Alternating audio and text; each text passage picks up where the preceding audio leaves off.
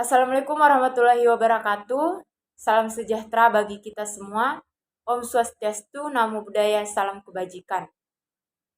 Pertama-tama, marilah kita panjatkan puji syukur kehadirat Tuhan Yang Maha Esa, Allah Subhanahu wa Ta'ala, atas berkat rahmat dan hidayahnya lah, sehingga kita diberi kesehatan serta kesempatan untuk kembali melaksanakan rutinitas kita yang sebagaimana mestinya.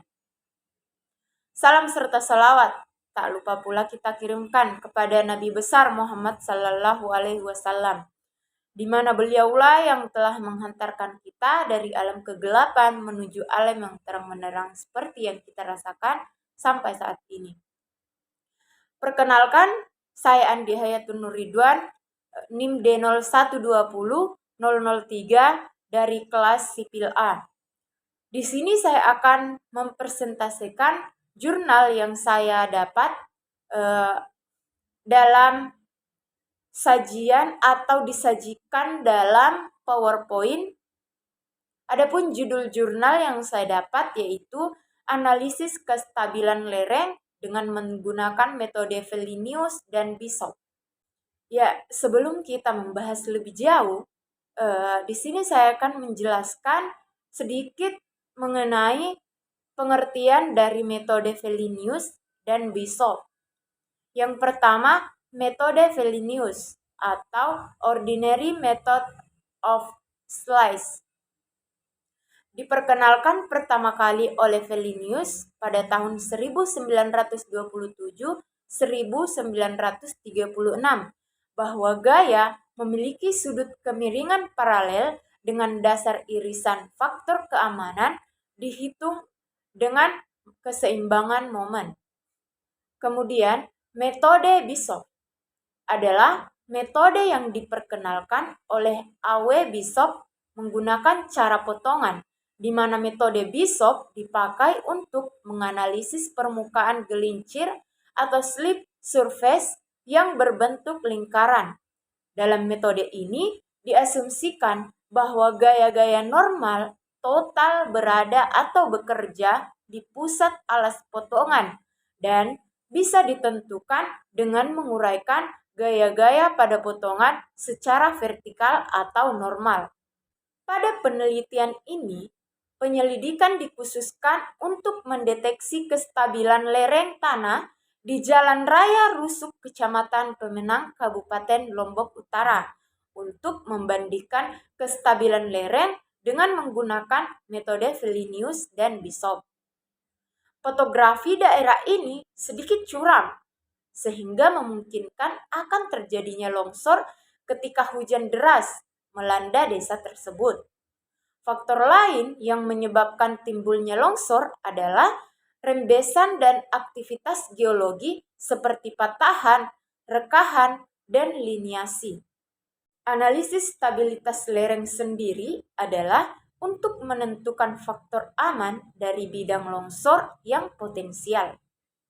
Untuk menganalisis kestabilan lereng yang dibahas pada jurnal ini, kita perlu mengetahui yang pertama, kuat geser tanah, yang kedua, keruntuhan tanah, yang ketiga, kestabilan lereng, dan yang keempat, faktor-faktor dalam menganalisis lereng. Kita masuk pada pembahasan yang pertama, yaitu kuat geser tanah. Kuat geser tanah adalah gaya perlawanan yang dilakukan oleh butir-butir tanah terhadap desakan atau tarikan.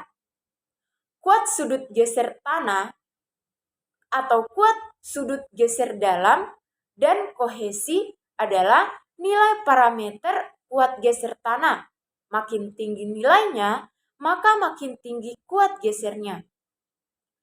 Faktor-faktor yang mempengaruhi kuat geser tanah pasir antara lain ukuran butiran, air yang terdapat di antara butiran, kekasaran permukaan butiran, angka pori atau kerapatan relatif atau relative density, distribusi ukuran butiran, bentuk butiran, tegangan utama butiran atau tegangan utama tengah, dan sejarah tegangan. Selanjutnya, Yang kedua, keruntuhan tanah. Keruntuhan lereng dapat saja terjadi pada hampir setiap kasus lereng alami atau lereng buatan secara pelan atau tiba-tiba dan atau tanpa adanya tanda-tanda sebelumnya. Penyebab utama terjadinya keruntuhan lereng adalah meningkatnya tegangan geser, menurunnya kuat geser pada bidang longsor, atau keduanya terjadi secara stimulan. Hal yang pertama yang harus dilakukan adalah meninjau kekuatan tanah. Ini dikarenakan beban yang bekerja pada massa tanah memerlukan dua pertimbangan. Menurut Das, pada tahun 1994, besarnya penurunan total dan kemungkinan keruntuhan tanah. Berdasarkan pengujian model, menurut Vesic pada tahun 1963, membagi mekanisme keruntuhan pondasi menjadi 3 macam. Yang pertama, keruntuhan geser umum, yang kedua, keruntuhan geser lokal, dan yang ketiga, keruntuhan penetrasi. Selanjutnya yang ketiga, kestabilan lereng. Kestabilan lereng merupakan suatu kondisi atau keadaan yang mantap atau stabil terhadap suatu bentuk dan dimensi lereng menurut Duncan et al. Tahun 2004. Kestabilan lereng dipengaruhi oleh beberapa faktor. Yang pertama, jarak muka air tanah. Yang kedua, sudut kemiringan.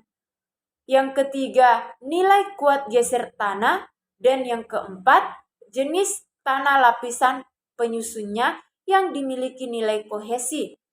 Dan yang kelima, sudut geser dalam yang berbeda. Cara analisis kestabilan lereng banyak dikenal, tetapi secara garis besar dapat dibagi menjadi 3 kelompok, yaitu cara pengamatan visual, cara komputasi, dan cara grafik, menurut Pangular tahun 1985. Yang pertama, cara pengamatan visual. Cara pengamatan visual adalah cara dengan mengamati langsung di lapangan dengan membandingkan kondisi lereng yang bergerak atau diperkirakan bergerak dan yang tidak bergerak.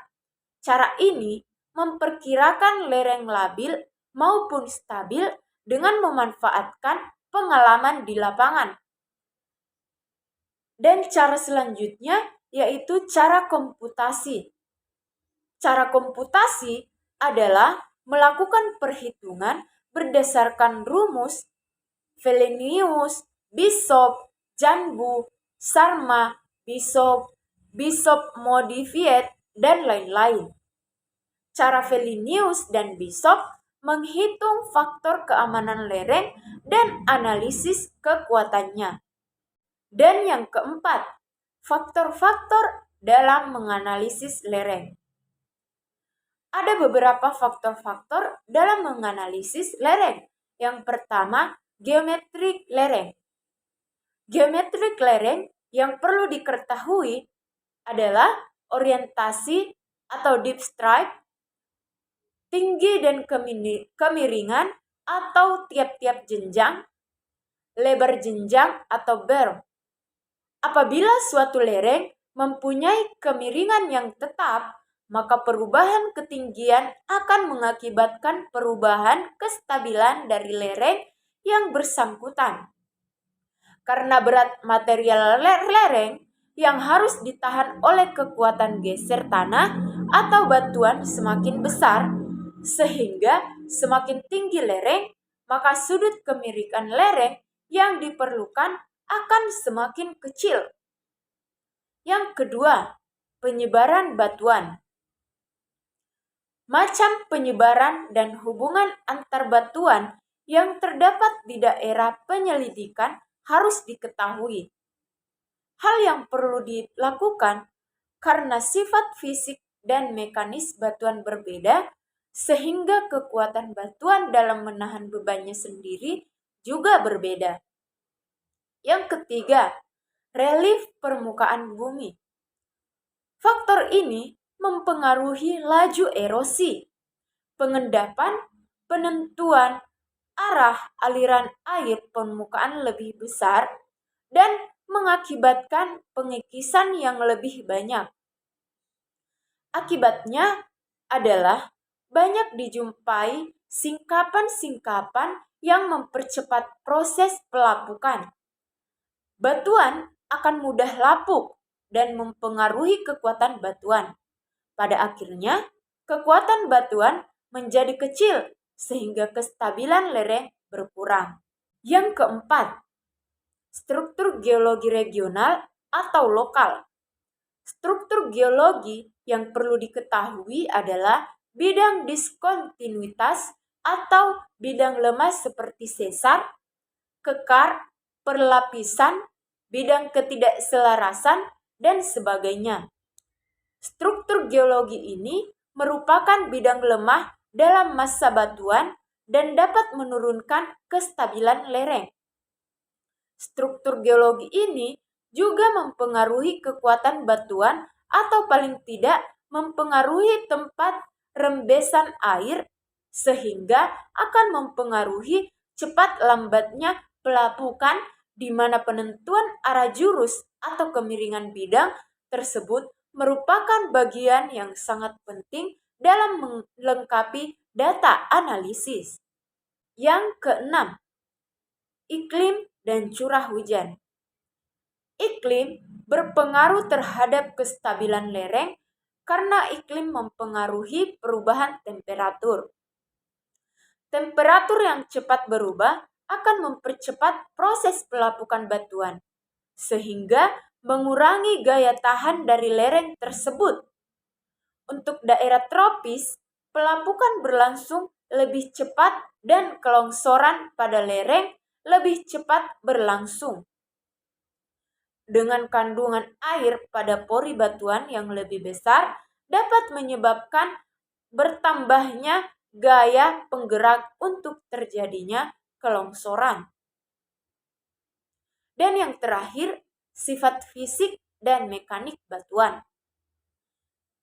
Sifat fisik dan mekanik batuan yang diperlukan untuk menganalisis kestabilan lereng adalah bobot isi, porositas, kandungan air, kuat geser batuan dan bidang lemah, kuat geser uniaksial, kuat tarik, modulus deformasi, serta Poisson ratio.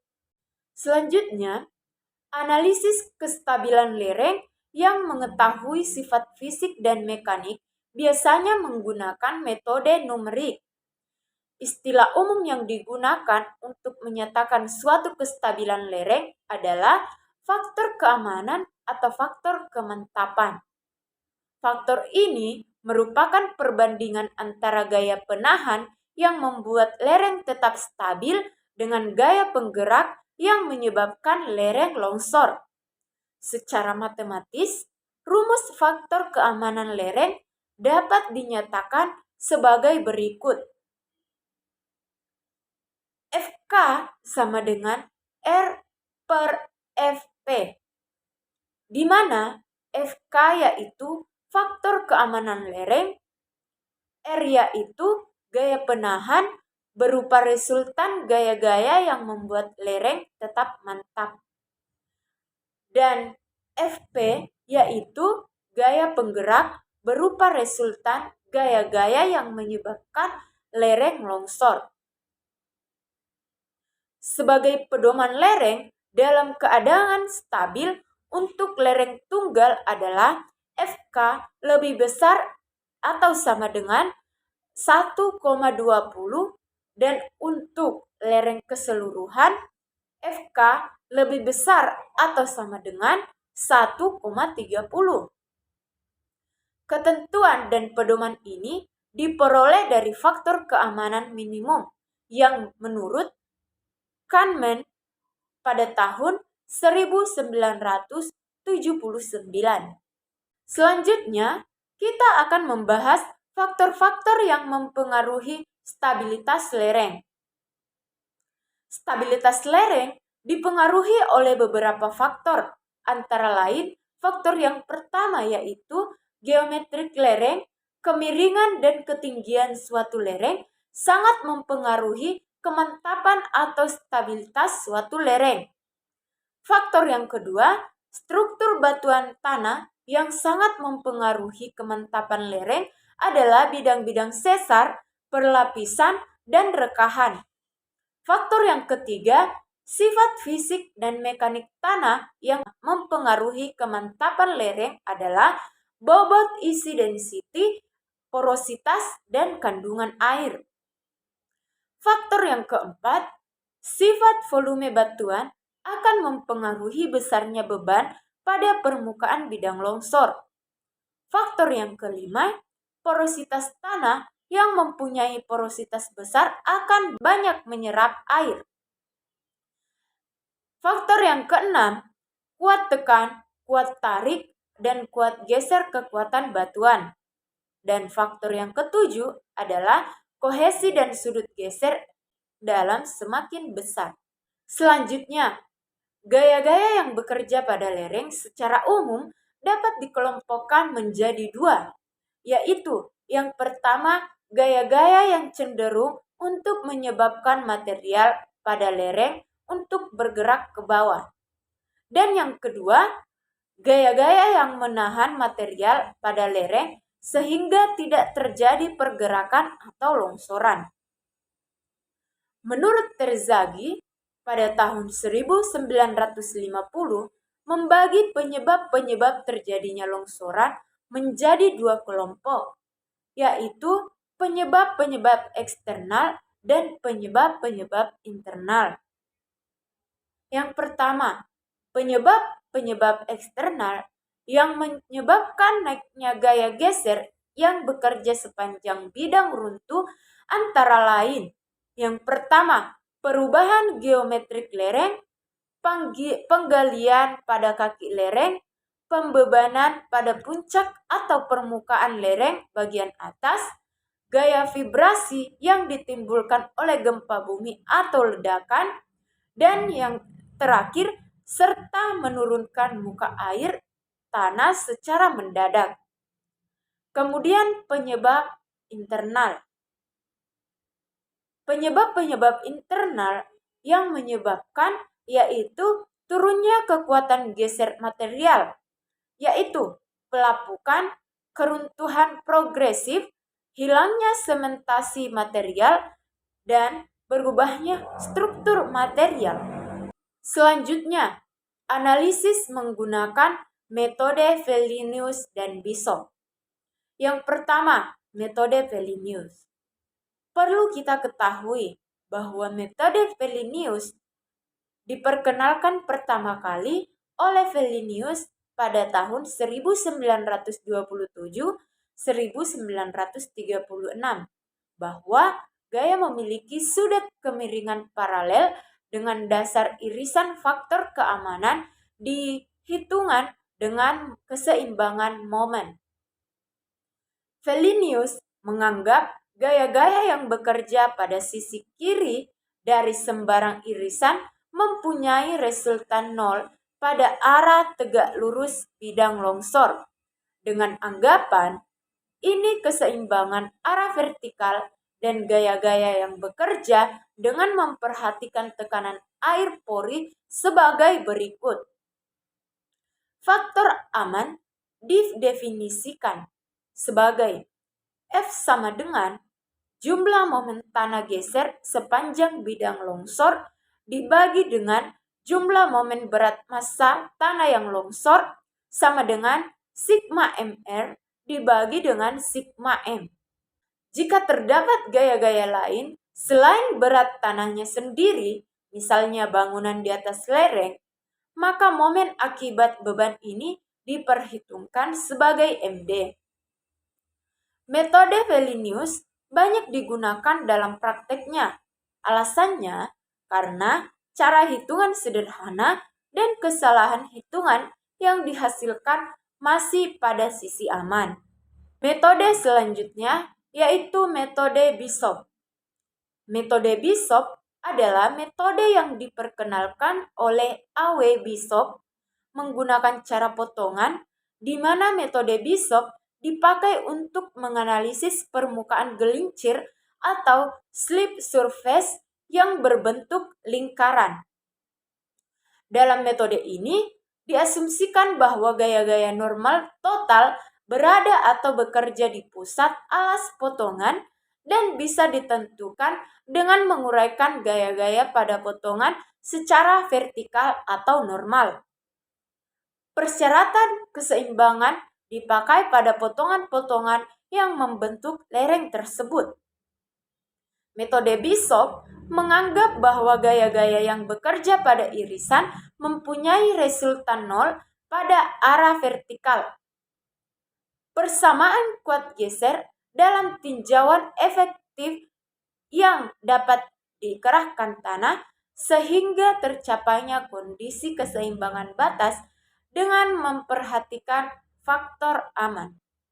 Ya, selanjutnya kita masuk di pembahasan metodologi penelitian. Metodologi yang pertama yaitu dengan menentukan lokasi penelitian.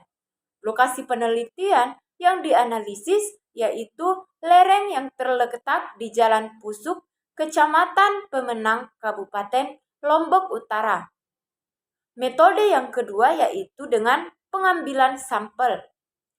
Pengambilan sampel dilakukan di daerah Pusuk, Kecamatan Pemenang, Kabupaten Lombok Utara, menggunakan alat dan bahan.